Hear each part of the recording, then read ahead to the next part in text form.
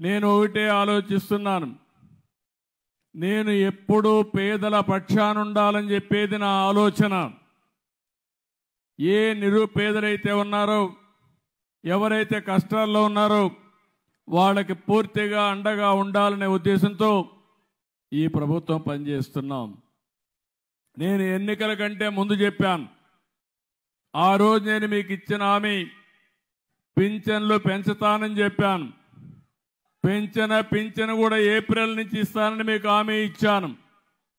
ఈరోజు మీరు చూస్తే 4,000 రూపాయలు, 3,000 రూపాయల నుంచి 4,000 రూపాయలు ఒకేసారి పెంచి ఏప్రిల్, మే, జూన్ 3 నెలలకు కూడా ఒకేసారి మీకు పింఛన్లు అందించాను. మీరు ఒకసారి గుర్తుపెట్టుకోవాలి, ఈ పింఛన్లు పెట్టింది నందమూరి తారక రామారావు గారు 35 రూపాయలతో 84, 85లో పెట్టారు. ఆ తర్వాత నేను వచ్చిన తర్వాత దాన్ని 70 రూపాయలు చేశాను. మళ్ళీ నేను ముఖ్యమంత్రి అయిన తర్వాత 2014-15లో 200 నుంచి 2,000 రూపాయలు పెంచింది తెలుగుదేశం ప్రభుత్వం నేను ముఖ్యమంత్రిగా ఉన్నప్పుడు. ఇప్పుడు మళ్ళీ 3,000 నుంచి 4,000 చేశాను.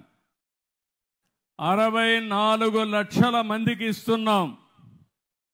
5 నెలల్లో మీరు చూస్తే 18,000 కోట్ల రూపాయలు ఈ విధంగా పేదవాళ్ళకి ఇచ్చామంటే నాకు అనిపిస్తుంది నా జీవితం ధన్యమైందని చెప్పి కూడా నేను మీకు తెలియజేస్తున్నా. పేదవాళ్ళకు న్యాయం చేశాను కాబట్టి 64 లక్షల మందికి 2,709 కోట్ల రూపాయలు నెలకిస్తున్నాం. ఇది చూస్తే 33,099 కోట్ల రూపాయలు సంవత్సరానికి ఒక్క పింఛన్ల మీద ఖర్చు పెట్టే ఏకైక ప్రభుత్వం భారతదేశంలో ఎన్డీఏ ప్రభుత్వం, రాష్ట్ర ప్రభుత్వం అని చెప్పి కూడా నేను మీకు తెలియజేస్తున్నా.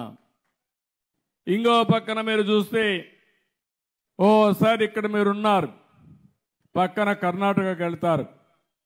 మళ్ళీ ఒక నెల మీరు పింఛన్ తీసుకోకపోతే ఆ పింఛన్ క్యాన్సిల్ అయిపోతుంది. కానీ నేను ఈరోజు ఆలోచించింది, ఒక నెల తీసుకోకపోయినా, 2 నెలలు తీసుకోకపోయినా, 3వ నెలలో 3 నెలల పింఛన్ మీకు ఇచ్చే ఏర్పాటు చేశానని చెప్పి కూడా నేను మీకు తెలియజేస్తున్నాను. దీనిపైన ఈరోజు మీరు చూస్తే దగ్గర 17 కోట్ల రూపాయలు అదనంగా దీనికి ఇచ్చే పరిస్థితికి వచ్చాం.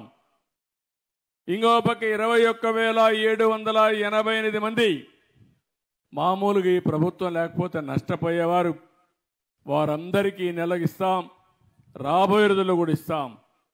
ఎవరైనా సరే మగవాళ్ళు చనిపోతే ఆ ఇల్లు అనాథ కాకూడదని భార్యకు ఇమ్మీడియట్గా పింఛన్ ఇచ్చే ఏర్పాటు చేశాను. ఆటోమేటిక్గా మీకు వస్తుందని చెప్పి కూడా నేను మీకు తెలియజేస్తున్నాను. ఈరోజు అనంతపురం జిల్లాలో 2,84,069 మందికి పింఛన్లు వస్తున్నాయి. బొమ్మన్హల్లో 6,449 మందికి 2,82,00,000 ఇస్తున్నాం. నెమకల్గమలో 306 మందికి 13,85,000 నెలకు పింఛన్లు ఇచ్చే పరిస్థితి తీసుకొచ్చాం. ఇలాంటి కార్యక్రమాలు చేసి ఎక్కడికక్కడ మీరు ఒక్కసారి చూస్తే ఎక్కడా దేశంలో మరిగి ఇవ్వడం లేదు.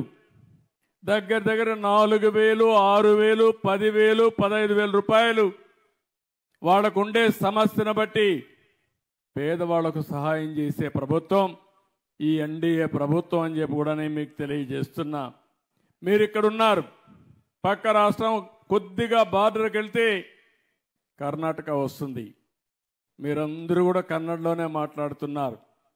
ఈరోజు మీరు ఒక్కసారి చూసినప్పుడు కర్ణాటకలో 1,200 ఇస్తారు. నేను ఇచ్చేది 4,000 రూపాయలు ప్రారంభమే. పక్కన బార్డర్ దాటితే 1,200. మీకు ఈ వ్యత్యాసం కనపడతా ఉందా లేదా అని మిమ్మల్ని అడుగుతున్నా. ఈరోజు కేరళలో 1,600, ఒరిస్సాలో 700, తెలంగాణలో 2016, మధ్యప్రదేశ్, ఉత్తరప్రదేశ్లో, వెస్ట్ బెంగాల్లో 1000 రూపాయలే. అంటే పేదల పట్ల ఏ విధంగా ఆలోచిస్తున్నాం? 64 లక్షల కుటుంబాలని మీరు ఉద్యోగంలో ఉంటే ఏ విధంగా జీతం వస్తుందో మొదటి తారీఖున మీ ఇంటికి వచ్చి మళ్ళా మీకు ఆ పింఛన్ ఇచ్చిన తర్వాత నేను రాబోయే రోజుల్లో మళ్ళా మీకు ఫోన్ చేస్తా. ఎవరైనా కానీ ఎక్కడైనా ఆలసత్వం వహిస్తే వాళ్ళపైన చర్య తీసుకోవాలని ఆలోచన చెప్తున్నాను. నేను ఒక పవిత్రమైన భావంతో, పవిత్రమైన ఉద్దేశంతో మీకు పింఛన్ ఇచ్చినప్పుడు దాన్ని సక్రమంగా మీకు అందజేసి మీకు న్యాయం చేసే బాధ్యత ఈ అధికార యంత్రాంగానికి అప్పచెప్పానని చెప్పి కూడా నేను మీకు తెలియజేస్తున్నా. ఒక్క పైసా అవినీతి ఉండదు.